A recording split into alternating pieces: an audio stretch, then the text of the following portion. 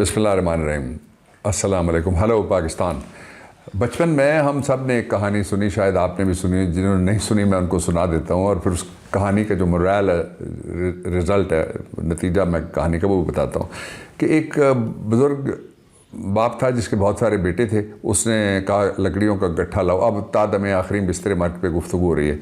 जब वो गट्ठा लेके आए तो उन्होंने कहा कि ज़ोर लगाओ, बारी बारी गट्ठा तोड़ो। सब ने ज़ोर लगाया, नहीं टूटा। फिर उसने कहा कि एक एक लकड़ी निकाल के तोड़ना शुरू कर दो। वो जिसने भी निकाली वो उसने तोड़ दी। अच्छा, वो दरख्त जो कट जाए, वो सैकड़ों, अगर सैकड़ों, आप ज़रा तस्वीर देखिएगा, सैकड़ों दरख्त भी अगर इकट्ठे हों तो कटे हुए दरख्त, अपनी जड़ से कटे हुए दरख्त, वो मुर्दा हो जाते हैं। उनकी कोई औकात नहीं रहती, उनकी कोई हैसियत नहीं रहती। जो अपनी जड़ से जुड़े हुए दरख्त हैं, वो एक भी अगर हो ना तो वो तकरीबन फिर 300 टन आके उसके साथ टकराए तो वो पाश पाश हो सकता है। दरख्त, जड़ों वाला दरख्त अपनी जगह से नहीं लेगा। इसलिए मैं पाकिस्तान के उन लोगों को, पाकिस्तान की उन बेटियों को, पाकिस्तान के उन बेटों को, पाकिस्तान तहरीक इंसाफ के कारकुनों को, पाकिस्तान के टाइगरेसेस और उन सहाफ़ियों को, उन कलमकारों को, उन शायरों को, उन छोटे छोटे बच्चों को, कल एक वाक़या हुआ, मैं एंड पे आपको सुनाऊंगा, उन सब को मैं सलाम पेश करना चाहता हूँ, उनकी जुर्रत को सलाम पेश करना चाहता हूँ। और सबसे बढ़ के मैं इमरान खान को शाबाश देना चाहता हूँ, उसकी जुर्रत को सलाम पेश करना चाहता हूँ, जो कहता है कि मैं अकेला भी लड़ूंगा। लेकिन तुम अकेले नहीं हो इमरान, पूरी कौम तुम्हारे साथ है, मैं भी तुम्हारे साथ हूँ। और पूरी कौम इस वक्त अमली तौर पे जिस घर में बिजली का बिल जाता है, जहाँ सब्ज़ी ख़रीदने के लिए पैसे नहीं हैं, जहाँ आटा महंगा जाता है, तकरीबन 180, 190 और 200 रुपये किलो आटा है, यानी एक रोटी 50 रुपये की पड़ती है, 45 रुपये के लोगों को पड़ रही है। तो इसलिए जुड़ के खड़े रहिएगा, फतह आपकी बहुत करीब आ रही है। दूसरा ये है कि पाकिस्तान तहरीक इंसाफ के ख़िलाफ़ मुसलसल साजिश हो रही है। मुसलसल साजिश कहाँ से हो रही है, उसके 3-4 मंबे हैं। पहली साजिश हो रही है, जो लंदन में बैठा हुआ वो साजिश करता है। वो साजिश क्या करता है? वो पैसे लगाता है, वो वसाइल लगाता है, वो हराम की कमाई लगाता है, उन पे लगाता है जो आपको लिफाफे लिफाफियाँ नज़र आते हैं।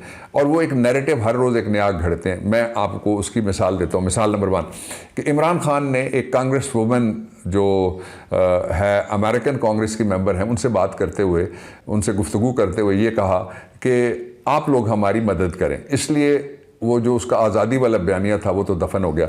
कोई शर्म होती है, कोई या होती है, लेकिन वहाँ नहीं होती जिनकी तरफ मेरा इशारा है। और वो इसलिए नहीं होती कि उनका तो पाकिस्तान में है ही कुछ नहीं। वो तो उनका डॉलर बाहर, उनका रियाल बाहर, उनका पाउंड बाहर, उनके महल्लात बाहर, उनकी जायदादें बाहर, उनके बच्चे, उनके समधी, उनकी बीवियाँ, उनके बीवियों के बच्चे, उनके बच्चों की बीवियाँ, उनके बीवियों के बच्चों के और उनके अपने समधी, वो सारे के सारे बाहर होते हैं, उनके भाई बाहर होते हैं। तो इसलिए उनका क्या पाकिस्तान में है कि वो ग़ुलामी नहीं कर रहे वहाँ पर? वो तो सीधे ग़ुलाम है। वहाँ रहने वाला जो शख्स है, जब तक, मिसाल के तौर पर बरतानिया की अगर आप मिसाल लें, तो जब तक वो ये नहीं कसम खाता, लिख के कसम नहीं खाता, उसको शरीयत नहीं मिलती कि मैं बरतानिया की मलका और आप किंग आ गए चार्ल्स III, उसकी मैं वफादारी करूँगा। तो पाकिस्तान की दरमियान में से वो इनके लिए नहीं है, वो सिर्फ उनके लिए है जो वहाँ पे मेहनत कश हैं, वहाँ पे वो रहते हैं, उनका दिल पाकिस्तान के साथ धड़कता है, वो वहाँ पे खून पसीने की कमाई से कमाते हैं और पाकिस्तान को वो वापस भेजते हैं। ये तो यहाँ से चोरी के पैसे लेके गए हुए हैं। ये तो सिर्फ एलिजियंस करके अपनी चोरी छुपा रहे हैं कि जी नवाज शरीफ के बेटों के आपने बयान नहीं सुने, जब उनके खिलाफ तहकीकात और मुकदमात शुरू होते हैं, वो कहना शुरू कर रहे थे भाई असी पाकिस्तानी नहीं हैं, असी तो गोरे हैं। गोरे नहीं, वो बेशक फुसफुसे हों और बेशक बेरंगे हों और बेशक बेढंगे हों, लेकिन वो रहते वहीं पे हैं, इसलिए चोरी का पैसा वहाँ पे पार्क किया उन्होंने। जो गुफ्तगू हुई है उसके बारे में जो बताया रहा है वो गुफ्तगू नहीं हुई। मैं आपको बताता हूँ गुफ्तगू क्या हुई। गुफ्तगू ये हुई, किसी ने नहीं कहा कि हमारी कोई अमेरिका या कोई और मदद करे। या का नाबुदो वैया का नस्ताइन पढ़ने वाला और किसी से मदद मांगी कैसे सकता है? उसके लिए तो सुपर पावर सिर्फ अल्लाह रब्बुल इज़्ज़त की ज़ात है। ज़मीन ये असबाब की दुनिया है। जो असबाब हैं वो सारे मुसब्बबुल असबाब है, पैदा करता है, और असबाब सारे इख्तियार करने चाहिए जहाँ जहाँ जिस वक्त की ज़रूरत हो। उनमें से एक सबब ये है कि पाकिस्तान में इस वक्त कोई कानून नहीं है, कोई आइन नहीं है। मैं आपको आगे चल के बताता हूँ, थोड़ी सी डिटेल मेरे पास है। वो भी एक प्रोपेगेंडा नंबर 1 जो है कि उन्होंने कहा कि अमेरिका हमारी मदद करे। ये बिल्कुल किसी को नहीं उन्होंने कहा कि हमारी मदद करे। वो ये कहते हैं कि ह्यूमन राइट्स की वायलेशंस जो हो रही हैं, डेमोक्रेसी, आप लोग बड़े डेमोक्रेट बने हुए हैं, सारी दुनिया में बैठे हुए हैं। आप दुनिया में, आपने कहा था लिबिया में डेमोक्रेसी लाने के लिए हम जा रहे हैं, आपने कहा था इराक में हम डेमोक्रेसी लाने के लिए जा रहे हैं, आपने कहा था हम शाम में डेमोक्रेसी के लिए जा रहे हैं, आपने और बहुत सारे मुल्कों में आप डेमोक्रेसी के लिए, बल्कि आप डेमोक्रेसी के लिए पनामा जो नवाज शरीफ की पसंदीदा डेस्टिनेशन नौरेगा को उठा के ले आए थे कि डेमोक्रेसी बाल बनी है। आपके काबू अगर कोई नहीं आया तो नॉर्थ कोरिया नहीं आया, आपके काबू नहीं आया ईरान नहीं आया, आपके काबू अगर कोई नहीं आया तो वो चे गवेरा को और उसके दोस्त का जो आज़ाद किया वो मुल्क है क्यूबा, वो नहीं आ सका। तो इसलिए ये बिल्कुल झूठ पे मबनी ऐसा प्रोपेगेंडा है जिसके पीछे वो चाह रहे हैं कि supreme court of Pakistan election की तारीख न दे, इलेक्शन पीछे छुप जाए और उनके मजालिम जो हो रहे हैं शहरियों के साथ वो छुप जाए। मैं एक मिसाल आपको देता हूँ मजालिम की, कि एक फॉर्मर आर्मी चीफ थे, वो हमारे इलाके से थे, पोठोवार से थे, और मेरे नानके के साथ उनका गांव मिलता था। उनकी नवासी की आप ऑडियो सुन लीजिएगा जो उन्होंने भेजी है, और उन्होंने कहा कि मैं गिरफ्तारी देने के लिए आ रही हूँ। शर्म करो, तुम्हारी सारी औलादें भागी हुई हैं, तो इमरान खान और उसके चाहने वालों के खिलाफ प्रोपेगेंडा करते हो कि ये किसी के सामने। इसलिए जुल्म का कोई मुस्तकबिल नहीं होता, जुल्म की कोई नस्ल नहीं होती, जुल्म का कोई रंग नहीं होता, और जुल्म फिर जुल्म है आगाज से अंजाम तलक, उसने मिटना होता है, वो मिट रहा है इंशाअल्लाह अज़ीज़। दूसरा जो पीटीआई के मुस्तकबिल के हवाले से कहा जा रहा है कि कुछ लोग जा रहे हैं, मिसाल के तौर पे जितने लोग जा रहे हैं उनमें से कोई काउंसलर भी नहीं कभी बना, और वो जो लोग जा रहे हैं वो इधर उधर से, उनके ऊपर मैंने बड़ा एक ज़बरदस्त किस्म की मेरे जहन में अभी बात आई है, वो मैं आपसे शेयर कर लेता हूँ। ये ड्यूटी पे वापस जा रहे हैं, ये पोस्टिंग और ट्रांसफ़र होती है इनकी, और पोस्टिंग ट्रांसफर के लिए एक किंग्स पार्टी बनाने की कोशिश हो रही है। किंग्स पार्टी खत्म होगी इसलिए कि आपकी क्वीन 10 दफ़ा पिटी है, आपका जो प्यादा था 10 दफ़ा पिटा है, आपका शहजादा था 10 दफ़ा पिटा है, पूरे पाकिस्तान में ज़िमनी इलेक्शन में ये पिट गए और उसका भी कोई मुस्तकबिल नहीं अगर वो किंग्स पार्टी बनती है। और प्लान ये कि किसी तरीके से इमरान को, उसके दोस्तों को डरा के, बिठा के, गिरफ्तार करके, सजा करके उनको मंजर से पीछे हटाया जाए। उनको ये नहीं पता कि हमारी पाकिस्तान तहरीक इंसाफ की अल्लाह की मेहरबानी से और पाकिस्तान में रूल ऑफ लॉ के जो हामी हैं उनकी अल्लाह की मेहरबानी से, ये तो चंद लोग हैं ना जिनको आप पकड़ सकते हैं, वो 10% भी नहीं होंगे टोटल आबादी का। बाकियों ने तो वोट डालना है। किस किस का कोई हाथ पकड़ेगा कि बल्ले के बजाय वो डुगडुगी वाले को और कांपे टांग वाले को दे दो, या बल्ले के बजाय मरियम के पापा को दे दो। वो तो पापा के लिए तो एक नारा ही काफ़ी है सबका। दूसरी बात, तीसरी जो साजिश है वो ये है कि सारे लोग जो पकड़े जा रहे हैं उनको मिलिट्री का दुश्मन वो जाहिर किया जाए और कहा जाए जी कि इन्होंने बड़ी गड़बड़ कर दी है। और मिलिट्री भी हमारी अपनी है। मेरे घर में मेरी बेगम साहिबा के जो मामूजात थे वो मेजर थे आर्मी, वो शहीद हैं, और मेरे ख़ानदान में मेरा इलाका सारा है। इसलिए हमारी जो सीधी सीधी जो तकसीम है वो किस तरह से है, कौन लोग हैं जिन्होंने मुखालफत की हुई है और रिकॉर्ड पे की हुई है, और उन सब को नवाजा जाता है। ज़रा देख लीजिए। आइन बनता है, टूट जाता है, फिर आइन टूटता है, उसके बाद मुल्क टूटता है। जो मुल्क को तोड़ने वाले हैं, जो पाकिस्तान के आइन को तोड़ने वाले हैं, जो पार्लियामेंट को तोड़ने वाले हैं, जो आज अदलिया के साथ जो सलूक कर रहे हैं, जो पाकिस्तान के इदारों को तोड़ रहे हैं, जो पाकिस्तान की जड़ों को काट रहे हैं, मैं उनसे बात कर लूं, उनसे डील कर लूं। जब मशरकी पाकिस्तान टूटा तो कौन पाकिस्तान का हुक्मरान था? फौजी टोला। उसने पाकिस्तान तोड़ा। क्या किसी ने आज तक कौम से माफी मांगी? मुल्क तोड़ने वाले फौजी जर्नैल, उनकी लाशों को पाकिस्तान के झंडों में लपेटकर उनको दफनाया गया। ये पाकिस्तान के ठेकेदार हैं। ये हर मामले में कूद पड़ते हैं। इनका क्या काम है? ये अपनी डोमेन में क्यों नहीं रहते? क्यों पाकिस्तान के एक जिसने एटमी प्रोग्राम की बुनियाद रखी उसको फांसी के तख्ते पर लटकाया, जिसने एटमी धमाके किए, पाकिस्तान को एटमी कुव्वत बनाया, उसको मुल्क बदर कर दिया। आप ये भी कहें कि जनाब मेरी बहुत सारी जर्नैलों से नहीं बनती थी। मेरी क्यों नहीं बनती थी? क्योंकि मैं किसी फौजी चीफ ऑफ आर्मी स्टाफ को सुपर प्राइम मिनिस्टर बनने का रोल कबूल नहीं कर सकता कि वो अपने आप को पाकिस्तान का सुपर प्राइम मिनिस्टर समझे।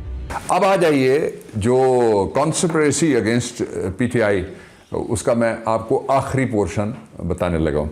वो कॉन्स्पिरेसी ये है कि किसी तरीके से जो मिलिट्री कोर्ट्स एक जो डमी हुकूमतें बैठी हुई हैं, एक पंजाब में बैठी हुई है, एक बैठी हुई है मरकज़ में, वो कहते हैं कि हम बनाएंगे, वो नहीं बन सकती। उसके ऊपर अलहदा एक गुफ्तगू मेरे साथ एक साहब और जो यंग स्टूडेंट है लॉ के, वो भी बैठेंगे और हम कोशिश करेंगे कि कल आपके साथ हम एक तहलका खेज़ किस्म की जो मालूमात हैं, और वो मालूमात मेरे पास बतौर फॉर्मर लॉ मिनिस्टर कॉन्स्टिट्यूशन मैंने रीराइट किया 18th कॉन्स्टिट्यूशन अमेंडमेंट में, उस हैसियत से भी हैं, और कुछ और चीज़ें मैंने जमा की। वो सिर्फ एक सिंगल होगा कि क्या सिविलियन का ट्रायल आर्मी एक्ट के नीचे हो सकता है पाकिस्तान में या नहीं हो सकता। ये एक सब्जेक्ट उठा, उसको ज़रूर देखिएगा ज़रा।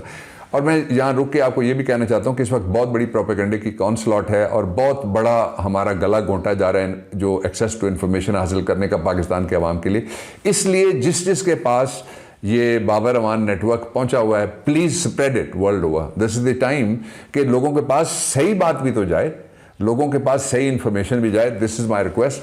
और इसको सारी जगह थोड़ा सा टाइम निकालें और ask everybody to follow this, इसलिए कि जो आपको इन्फॉर्मेशन मिलेगी वो पाकिस्तान तहरीक इंसाफ के ज़राए से वो फर्स्ट हैंड इन्फॉर्मेशन होगी। बाकी के ऊपर वो 1947 वाली बस और 1947 वाली की बजाय ताज़ा रंग करके ऊपर लिखते हैं पहाड़ों की शहज़ादी मॉडल 2023, वो कोई नहीं देखता आजकल। वो पहाड़ों की शहज़ादी बैठ गई है तकरीबन सारी की सारी। अब मैं आपको लेके चलता हूँ अगले टॉपिक की तरफ। अगला टॉपिक यह गिरफ्तारियाँ हैं। जो गिरफ्तारियाँ हैं वो मैं आपको सिर्फ एक फिगर देना चाहता हूँ जो गवर्नमेंट ऑफ पंजाब ने आज खुद रिलीज़ करवाया। वो कहते हैं कि हमने पंजाब में 3800 मिसक्रिएंट्स यानी शरपसंद उनको हमने गिरफ्तार कर लिया है। अब एक ये भी सवाल है जो कल मैं जिसका जवाब दूंगा, क्या शरपसंद का मिलिट्री सिविलियन शरपसंद का मिलिट्री कोर्ट में ट्रायल हो सकता है? इसका जवाब मैं दूंगा। बड़ी इंपॉर्टेंट बात है, याद रखिएगा कल। दूसरा जो इसका पहलू है वो ये है कि ये वो लोग हैं जिन्होंने 3800 सिर्फ माने हैं। हमारा कहना यह है कि सिर्फ पंजाब के अंदर 10,000 लोग मुख्तलिफ तरह से गायब कर दिए गए। मैं आपको एक मिसाल दे देता हूँ। मसलन अगर ये 3800 लोग आपने गिरफ्तार किए हुए तो इमरान रियाज इंडिया के पास तो नहीं है ना, फिर पाकिस्तान के ही किसी पुलिस के पास होगा, थाने के पास होगा, गवर्नमेंट के पास होगा, या किसी जगह बंद होगा वो तो शामिल नहीं है इसमें। इसी तरह के बेशुमार लोग हैं जो रिपोर्ट करते रहते हैं, पाकिस्तान तहरीक इंसाफ को भी करते हैं, इमरान खान को भी करते रहते हैं और मुझे भी करते रहते हैं, और वो बताते रहते हैं हमारे इतने लोग उठा लिए गए वगैरह वगैरह।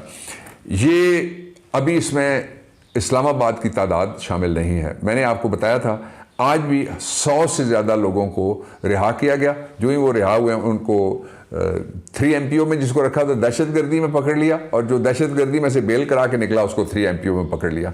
इस तरह का कौन सा मुल्क है दुनिया का जिसमें गवर्नमेंट और उसके अपने लोग अपने शहरियों के साथ ये कर रहे हों और आइन को और अदालतों को पामाल कर रहे हों, सारे इंसाफ को और कानून को पामाल कर रहे हों। अब मैं इसका और पहलू आपको बताना चाहता हूँ। KP में कितनी गिरफ्तारियाँ हुई किसी को भी मालूम नहीं है, लेकिन वो सैकड़ों में नहीं है। सिंध में कितनी एक कराची में कितनी गिरफ्तारियां हुई किसी को मालूम नहीं, लेकिन वो सैकड़ों में ज़्यादा हैं, ऊपर है। इस्लामाबाद में कितनी गिरफ्तारियां हुई यहाँ गवर्नमेंट और इंतजामिया बताने के लिए तैयार नहीं है, लेकिन वो भी सैकड़ों में नहीं है, सैकड़ों से ज़्यादा है।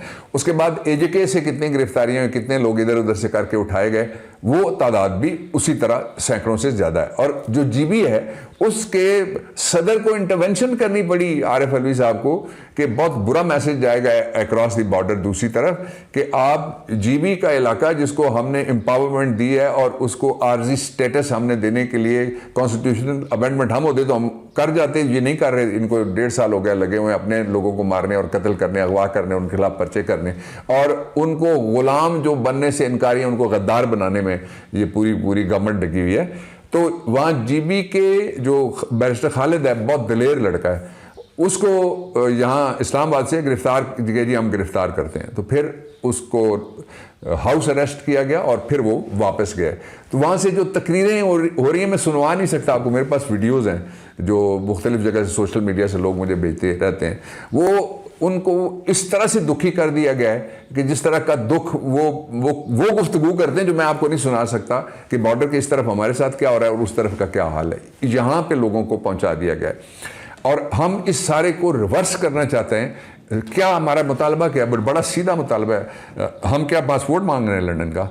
हम क्या वहाँ पे कोई आपसे मांग रहे हैं, फ्लैट मांग रहे हैं, आंसर इज़ नो। आप रखिए अपने फ्लैट, रखिए अपने पासपोर्ट जिनके साथ सारी गालियाँ वो जो पूरी कौम और पूरी दुनिया देती है, इस तरह के जो हराम खोरी करते हैं, अपने पैसे चुरा के बाहर लेके जाते हैं, वो भी उधर ही रहें। हम तो सिर्फ ये मांग रहे हैं कि 90 दिन के अंदर इलेक्शन होना था, वो टाइम ऊपर हो गया, इलेक्शन करवाओ। जो भी गिरफ्तार हुआ, ये मैं 25 मई पिछले साल से शुरू करता हूँ और पूरे पाकिस्तान में हज़ारों लोग इस बात के गवाह हैं। जो भी गिरफ्तार होता है फौरी तौर पे उस इलाके के लोग और उस इलाके में हमारे जो लॉयर्स हैं ILF के और हमारे जो वकील हैं वो सारे पहुंच जाते हैं, उसके साथ खड़े होते हैं और उसकी रिहाई के लिए उसी दिन कोशिश शुरू हो जाती है। फिर हमारा जो सिस्टम है, जेल भरों के लिए हमने एक अलग सिस्टम बनाया हुआ था और एक परमानेंट सिस्टम है। उस सिस्टम में इमरान खान के पास जो इतला पहुंचती है वो इतला मुझे पहुंच जाती है, मेरे पास जो इतला पहुंचती है वो इमरान खान को पहुंच जाती है। उसके साथ ही फिर हमारा 5 मुख्तलिफ जगह पे हम इकट्ठे हैं, PTI के लोग 6 जगह पे इकट्ठे हैं बल्कि, तो वहाँ पे जहाँ किसी इलाके में एक वर्कर भी उठाया जाएगा या उसके साथ कोई ज़्यादती होगी, वो फ़ौरन नोटिस में आता है और मीडिया के रिपोर्ट करने के साथ साथ दौड़ के हम लोग वहाँ पहुँच जाते हैं। इसलिए मैं आपको उस कहानी का जो पहली मैंने आपको दिखाई थी, मैंने कहा था मैंने अंजाम बताने, वो आज नहीं मैं बता रहा, मुझे एक और कहानी याद आ गई। कहते हैं कि जो नवाज शरीफ था, जब पहला मार्शल लॉ लगा तो उसमें तो आ गया, फिर उस मार्शल लॉ की बाकियात की हैसियत से वो चलता रहा, लेकिन जब जनरल मुशर्रफ वाला मार्शल लॉ लगा तो उसने साथी बुलाए और उसने कहा कि मैं चिराग बुझा देता हूँ, जिसने जाना है मुझे छोड़ के चला जाए, मैं नहीं चाहता आप लोगों को तकलीफ़ हो। सब ने कहा मियाँ साहब चिराग मत बुझाइए, हमें डर लगता है। पटवारी ज़ाहिर है अंधेरे से बहुत डरते हैं, तो मियाँ साहब ने लेकिन किसी की एक ना सुनी। लोगों ने कहा क्या बहादुर लीडर है हमारा, और उसने चिराग बुझा दिया। थोड़ी देर बाद जब बत्ती आई ना तो पता लगा कि पटवारी उधर ही रह गए, मियाँ साहब जहाज बह के लंदन नस गए। हमारा कोई लावारिस नहीं है और इस मुल्क और इस आइन को भी लावारिस कभी नहीं होने देंगे इंशाअल्लाह अज़ीज़। पाकिस्तान जिंदाबाद।